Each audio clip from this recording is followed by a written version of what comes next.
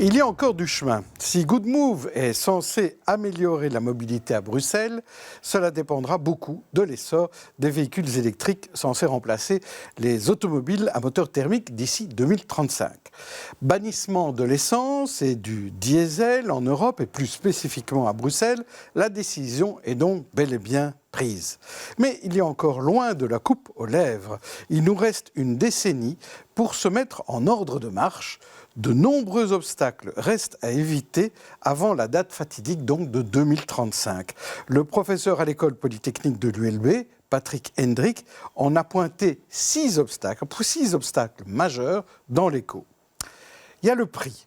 Le prix, tant que la production ne passe pas à une grande échelle, les prix resteront élevés. Il faut donc réinstaller des usines en Europe de peur d'être inondé de voitures chinoises bon marché. Le poids.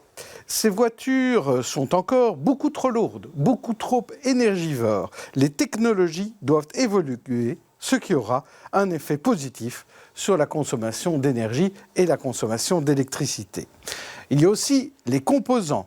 Les 100% électriques et gros consommateurs de métaux rares comme le cobalt ou le lithium, peu exploités en Europe pour le moment.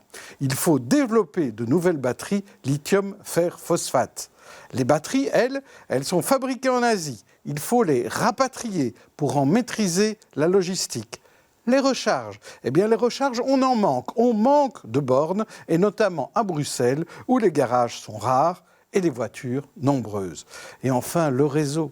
Le réseau va-t-il tenir si tous les usagers rechargent en même temps? Par exemple, en rentrant chez soi le soir.